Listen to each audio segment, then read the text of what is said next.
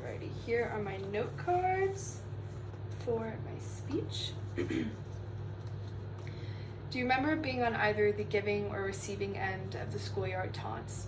You throw like a girl, or go cry like a little girl. It didn't matter if you were dishing or taking these, but it was degrading and it was hurtful to those who were receiving. Now, in my life, time and time again, I've had these things shoved in my face. However, I've come to realize that it's part of a larger issue that manifests itself through these schoolyard taunts.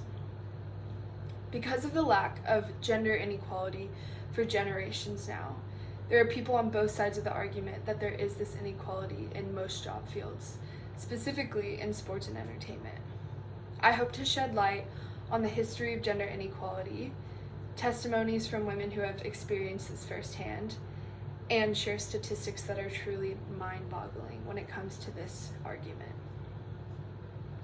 Now, gender inequality has been around for what feels like forever, but let's use a more tangible time frame. The US was founded in 1776 on the ideas of life, liberty, and the pursuit of happiness.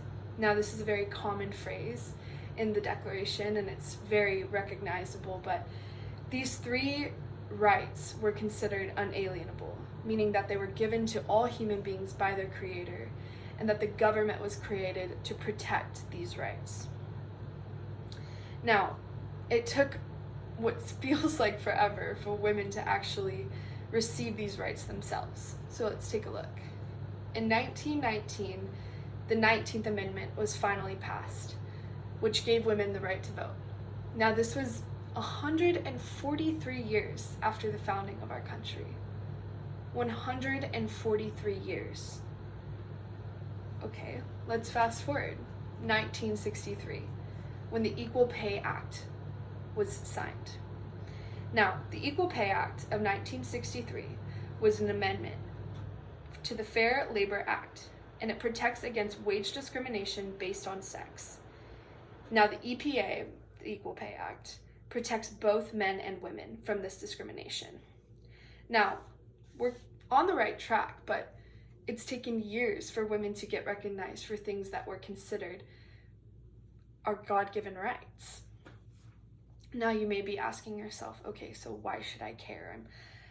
I'm not a girl, or this doesn't apply to me. Or if you are a woman that you don't care about sports and entertainment, but you do have some validity to the way you're feeling right now, but just take a minute. Sports and entertainment is one of the most profitable industries in the world, and the treatment of the women in this industry is truly shocking. I chose this topic, first of all, because I was raised by my mom, who has been in the sports and entertainment industry her entire career and has spent 17 years at one very large global entertainment company. Now, in her 17-year career, she has held an equal position with a man for 10 of those years.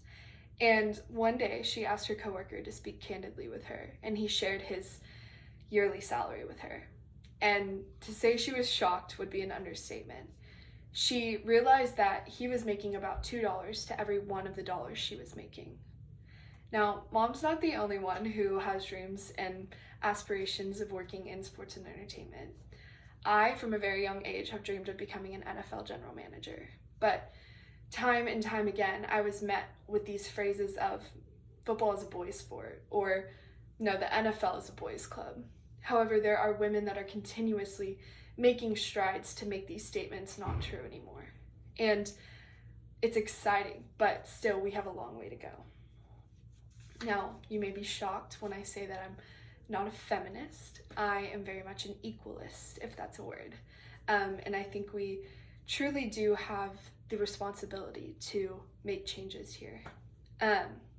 Now, women are not the only ones affected, the women working, but the women that actually make up these industries. So female athletes and female entertainers are actually treated so poorly by the people who are making their earnings off of these women.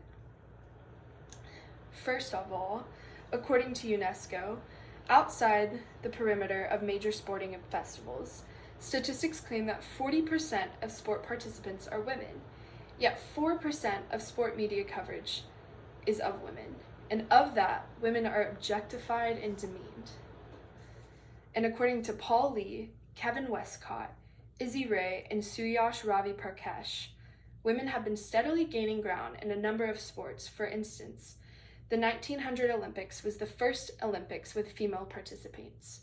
However, only 22 of the 997 of those athletes were women. Now, from 2012, more women than men are both on the United States and Canadian teams. And it was not until 1967 that women ran in the Boston Marathon, almost 70 years after its founding. Now, we are making strides, and that's something to celebrate. However, we're not done yet. Now, I've attempted to share light on this topic and shed light on the history and the statistics and share testimonies of the women that are affected by that, my testimony being one of those. But if this topic doesn't necessarily hit home, I challenge you to ask yourself, what about my future daughter? Or what about the women who have constantly been told, you can't do that? This issue is bigger than you, and it's bigger than me. In fact, at the 2018 NFL Women's Summit, Roger Goodell made a profound observation. He said that if we attract people from more diverse backgrounds who think about the world differently, we're going to become better. I think Roger had an incredible point that yes, we'd be making strides in the NFL, but additionally, we'd be making strides as a society that can attract people and encourage people to think differently if you're not necessarily the stereotypical carbon copy of what we've seen in the past. Now, what's needed to actually make this change possible is people who are willing to fight on behalf of those who are affected. And it's going to take you. Thank you.